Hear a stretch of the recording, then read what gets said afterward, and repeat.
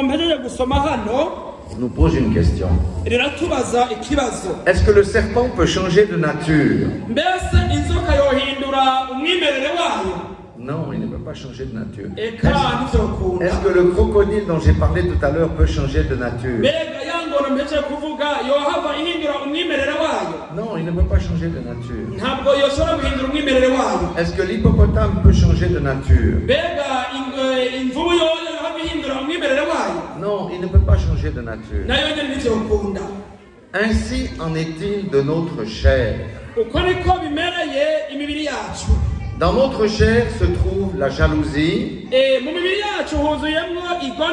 la convoitise, la médisance, la critique, le jugement, la colère, les divisions, l'adultère, l'avarice, le meurtre, et le mal sous toutes ses formes.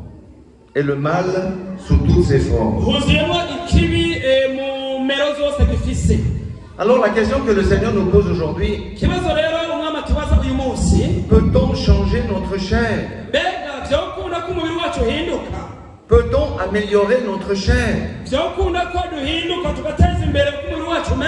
Mais la réponse est non. On ne peut pas améliorer notre chair. Alors on pourrait penser, nous pourrions penser, alors nous sommes perdus, car la Bible dit que la chair ne peut pas hériter du royaume de Dieu. Amen. Amen. Maintenant, j'ai une très bonne nouvelle. Il faut aller dans Ésaïe, chapitre 11, les versets 6 à 9. Amen.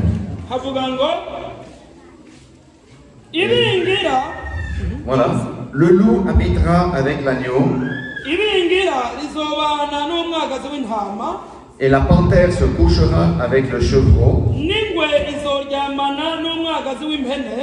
Le veau, le lionceau et le bétail qu'on engraisse seront ensemble.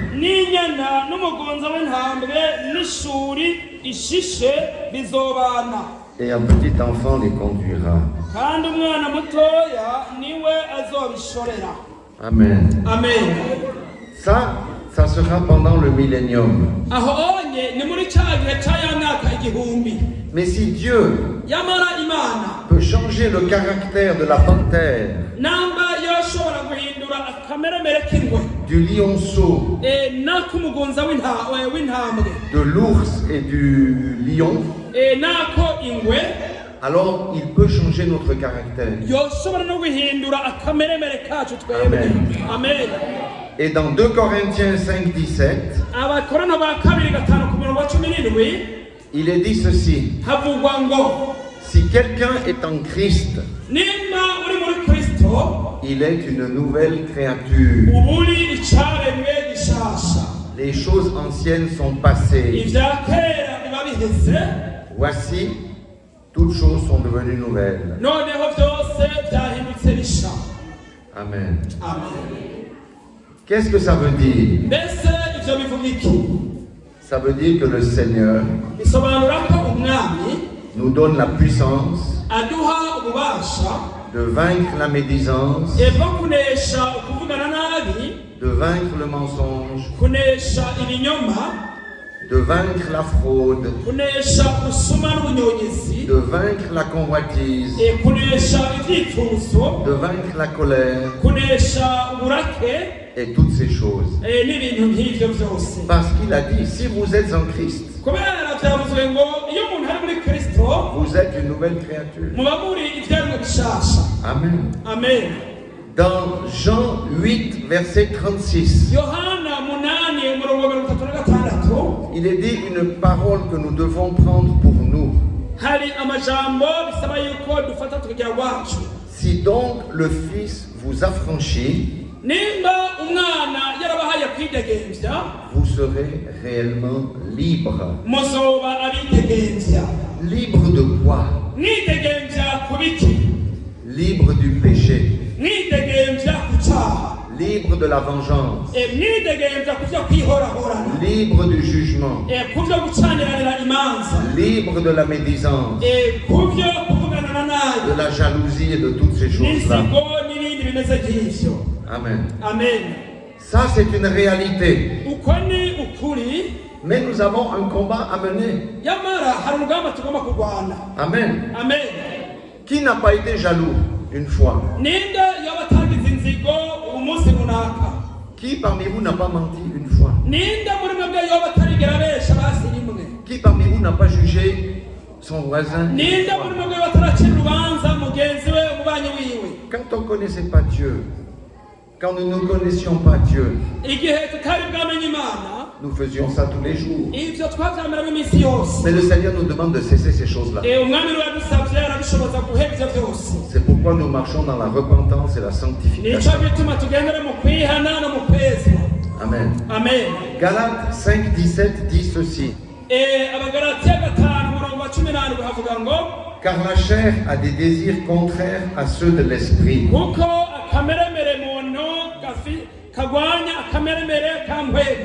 Et l'esprit en a de contraires à ceux de la chair. Ils sont opposés entre eux, afin que vous ne fassiez point ce que vous voudriez. Ça, c'est la réalité que nous avons.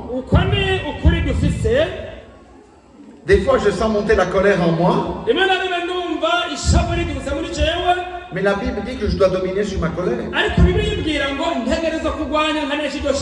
Amen. Caïn a échoué. Parce qu'il a laissé la colère et la jalousie dominer sur lui. Et il a tué son frère. Parce qu'il marchait par la chair. Vous savez, je n'ai pas employé le terme chrétien.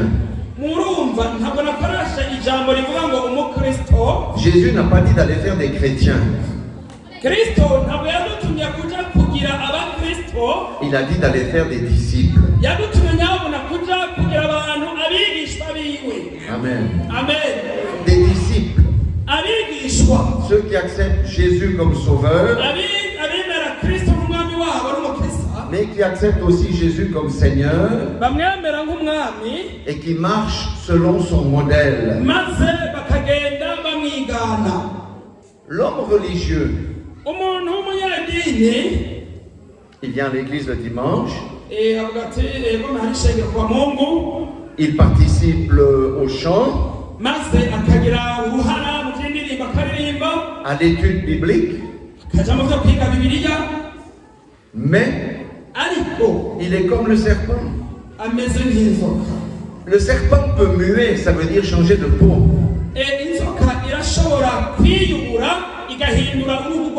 Mais si tu le taquines, il va te mordre. Ainsi en est-il du religieux qui marche selon la chair. Et le Seigneur nous dit dans Romains 8:13, si vous vivez selon la chair,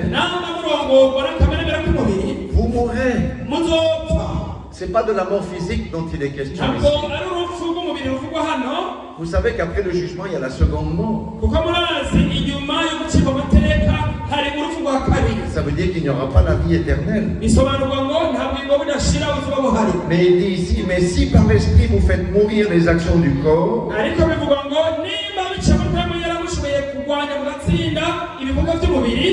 vous vivrez. Voilà ce que le Seigneur a mis sur mon cœur aujourd'hui. Nous devons enlever le vernis religieux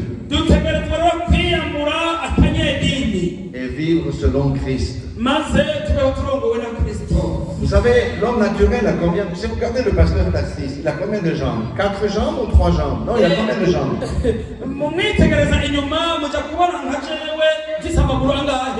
il a deux jambes. afise amaguru abiri. L'homme spirituel a aussi deux jambes. burya n'umuntu wo mu buryo bw'umuhemu nawe nyine afise amaguru abiri. C'est la repentance ni ukwihana et la sanctification. no kwezwa. Amen. Amen. Alléluia. Amen. Lorsque nous tombons, iyo tuguye le Seigneur nous permet de nous repentir umwami adusaba kongera kwihana et de continuer notre chemin kugira ngo tubandanye inzira yacu dans la droiture et la justice. Amen. Amen. Et ces deux jambes nous conduisent sur le chemin de la marche en esprit. ayo maguru abiri aturongorera mu kugendera muri mpemu yera. Regardez bien ce que Galates 2:20 dit. ihweze neza icyo abagalatiya mu gice cya kabiri kuri 20 havuga. J'ai été crucifié avec Christ. nabambanywe na Kristo. Ça veut dire ma chair a été crucifiée avec Christ. umubiri wanje warabambanywe na Kristo. Et si je vis, namba ndiho ce n'est plus moi qui vis, si jewe ndiho c'est Christ qui vit en moi. ni Kristo ari muri jewe. Amen. Amen. Le Seigneur m'a montré quelque chose encore. hari ikindi kintu umwami yanyeretse. Il y a deux types d'oiseaux hari ubwoko bubiri bw'inyoni qui symbolisent deux types, on va dire, de chrétiens. bisobanurwa imigwi ibiri y'abantu y'abakristo. Il y a le poulet, la poule, hariho inkokokazi que vous connaissez, musanzwe muzi. et il y a l'aigle hariho n'igikona kigira hariya hejuru. que nous avons en Suisse. twebwe nicyo dufite hariya muri Suisse. Amen. Amen. La poule, inkokokazi elle est toujours sur la terre. yama igaragara n'abaga ku isi. Et qu'est-ce qu'elle fait? Elle va chercher, elle trouve sa nourriture, les vers. igira iki yama iri kuvugagura irondera imisiba utwo kurya hariya mu mwivu. Elle fait ça toute la journée. igira ivyo umurango wose. Mais elle peut se faire attraper par un serpent. ariko kandi irashobora gufatwa n'inzoka ikayifata. Le renard peut venir et l'enlever. agaca karashobora kuza kakayitora. Et si elle échappe à ça, si elle échappe, ishoboye kugasiga igahunga. elle finit dans l'assiette. Elle finit dans notre assiette. ijya guhereza ku isahani iwacu yarahunze agaca. Amen. La poule représente celui ou celle qui est toujours dans la servitude de la chair. inkokokazi isobanura umuntu yama ari mu buja bw'umubiri. La poule ne va pas dans la vie éternelle. ni ukuvuga inkokokazi ntabwo izoja mu bugingo buhoraho. Son destin, c'est être le sandwich du diable. ni ukuvuga ni nka sandwich wa mukate wa satani w'umugwanizi. Elle est en captivité. yamiri ahantu mu bata canke mu buja. Oui, des fois on construit un poulailler.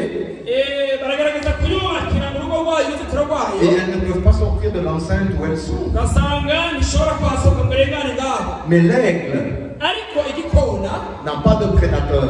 ntabwo gifise umwansi n'umwe agihiga. L'aigle est libre complètement. ni ukuvuga kiridegereje cyane mu kirere. Il est dans les altitudes.